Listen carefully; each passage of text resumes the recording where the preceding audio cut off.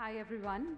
I'm Sudeshna Mukhopadhyay. I'm the co-founder and CEO of Intellect AI. Thank you for attending the session. I hope all of you had a great lunch break. Joined with me today is Mr. Manish Gupta, Group CIO of Aditya Birla. And we're going to talk about a very interesting area for both startups and corporates as we navigate the landscape of collaborations. And we're going to start by understanding from Mr. Gupta a little more about how corporates today are looking at startups and thinking of collaboration. When we say collaboration, what does it translate into from the lens of the CIO of a large company?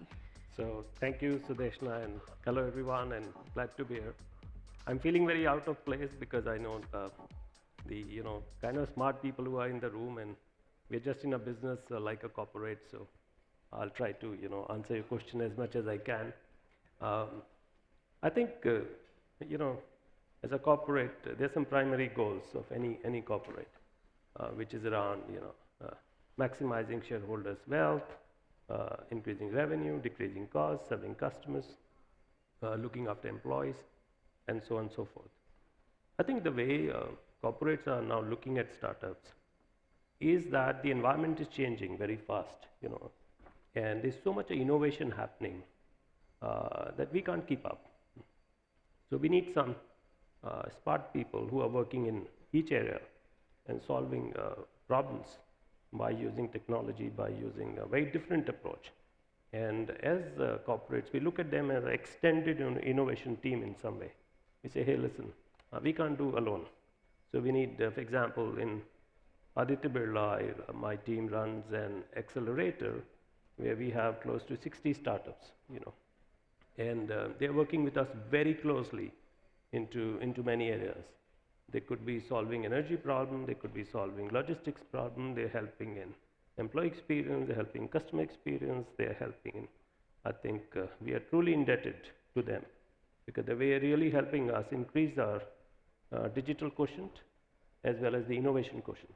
And I think for any corporate, I think they should look at startups as a more extended team of theirs, which is really smart, which is not focused on the core business, but they're helping the businesses grow and sustain themselves. Very interestingly, as we talk about value maximization, both in terms of synergies coming together as a business, and also in terms of contributing to the innovation when a startups join your ecosystem.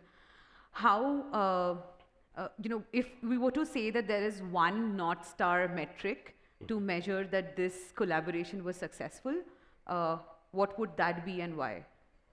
Yeah, I think there could be many metrics, but one thing which one can look up to is that what kind of innovation a corporate has done by leveraging their startups, and eventually that could be launching a new business completely, new products and services which have been rolled out by leveraging startup. So if I have to pick up one, typically there will be a new innovation around new products and new services that will come top of the mind. Others are more optimization problems, which is around reducing energy and making your logistics more optimized. But I think if it can help growing the business, nothing like it.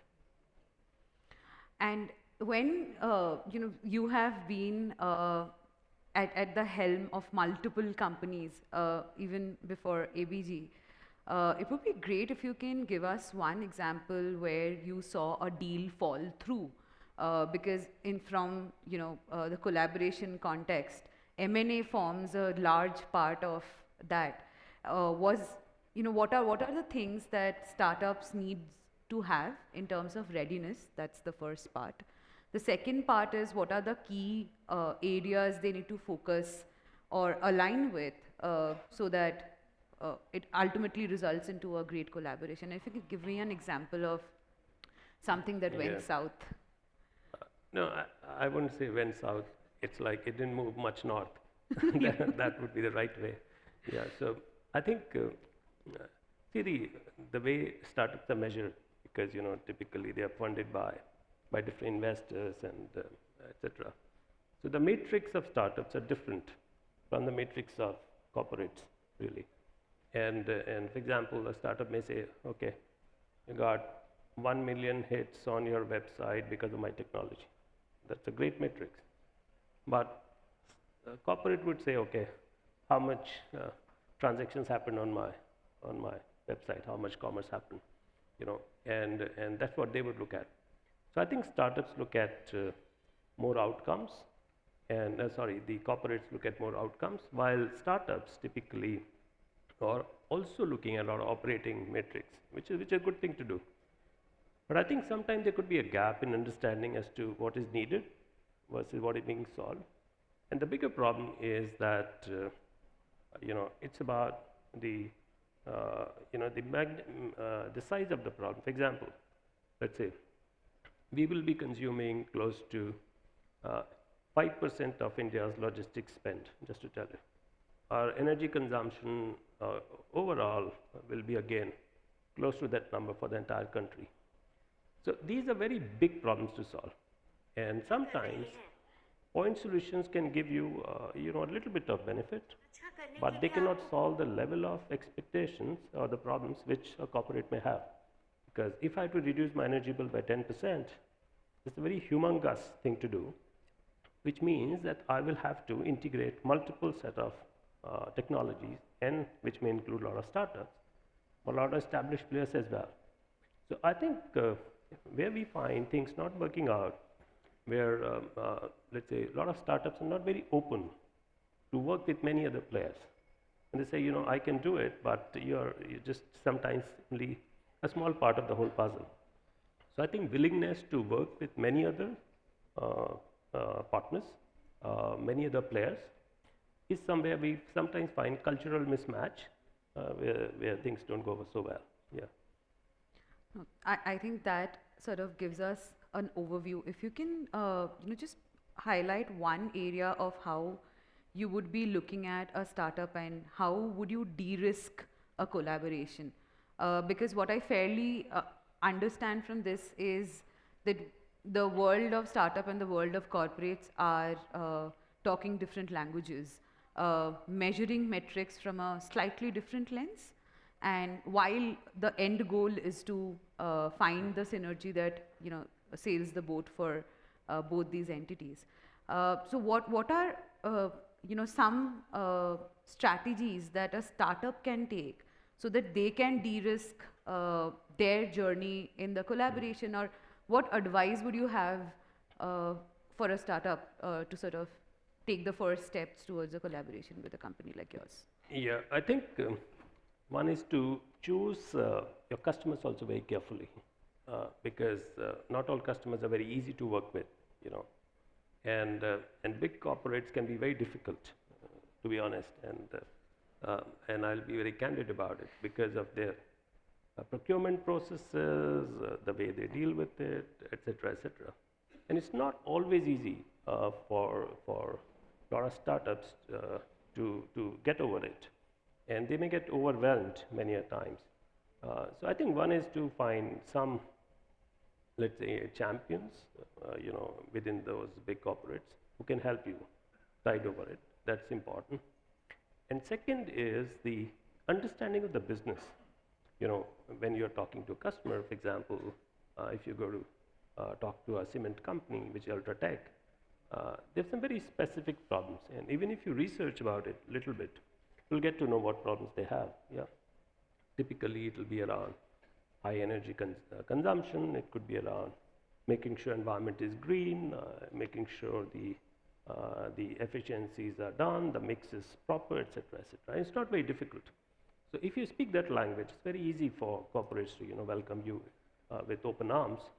And if it's only about my technology only, without clearly linking tech to the outcome or the problem which can be solved, that's where the mismatch happens.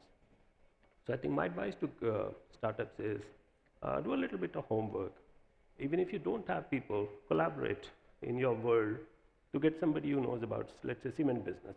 If you're going to them, approach them. it helps. It helps to contextualize. And many times that lack of contextualization is where the whole thing breaks, you know. So I think it's not too difficult. We've seen some extremely smart, startups which have come to us, and they've cracked some very, very big problems for us, in very, very deep areas, you know. And I'm really impressed, I must say, with the quality of the talent and quality of work which is being done. But yeah, it's not easy, but I think once you get past it, you can also scale up very fast, you know. And one more area where we find a lot of success in startups, when they are willing to co-create with us. They say, listen, I can work with you and we can co-create something. So we have co-created a lot of solutions, and so which have helped the startups as well as us as well. So we say, okay, why don't we create a joint IP here, where it helps you to go to market. It also protects me as a corporate, which cannot be replicated by my competitor. So I think the willingness to co-create again is something, if one is very open, it opens the doors much more, in the corporate world. Absolutely. I think that also adds a lot of value in terms of the knowledge base a startup typically works with. And we're just like 3 minutes away from our end time. But, one last question I would like to have some views on from you is, how do a startup actually approach a company like yours? Like if tomorrow a young startup with a product, vertical knowledge has to work with a company like yours, what would the first steps be and how do they go about it? If you can, for the audience, give an understanding of that. It's not easy. It's not easy. And I think all startups have a go-to-market strategy. Some of them have... Just specifically, sorry, I'll just explain the question. What I wanted to outline is, being a startup, we have seen that it generally starts from the process of getting empaneled, and there's this entire process of vetting, and that is a part of the general buying process. But since we're talking about, let's say, co-creation, even an acquisition scenario, if that is a possibility. So where does a startup's journey ideally begins for you? So even if, let's say, they are a part of your ecosystem. Got it. And I think it's about, at least they should have a good MVP. They should have a product which can be, be used. Should have gone past at least the angel round in some way. If I have to put up the kind of a level of startups. Generally, we find that companies which are more around Series A or something, just before that, they get the maturity to work with large corporates much more, because by the time I think the products are a little bit more mature, I think the business model is clear, and I think they're at a phase where they want to ramp up, they want to scale up really, and that's the right time to approach corporates to say, okay, can we co-create something? But just having a great idea generally would lead to a lot more frustration than the actual realization of benefits. So I would suggest that if you have to approach big corporates, have a MVP at least, try it out with a few others, more like-minded. And for example, a lot of people do write to me on LinkedIn as well, that can we come and show it to you? And generally my answer is positive. I said, okay, why not? Let's try it out. Okay. So it's not as difficult as it looks to be many a times. But I think co-creation happens only when both the companies have worked together. There's a chemistry, there's understanding of each other, the problem statement, etc., etc. And then it's not too difficult. But I think co-creation is more, when you are willing to accept each other. So it's a bit later part in the journey. Aligning the vision and the culture. Yeah, That's absolutely. where it boils down to. Yeah. All right. Thank you so much. It was lovely having a conversation with you today. I hope the audience here did have some takeaways from the conversation. And this brings us to the end of the session. Thank you and have a good day, everybody. No, thank you, Sudeshna.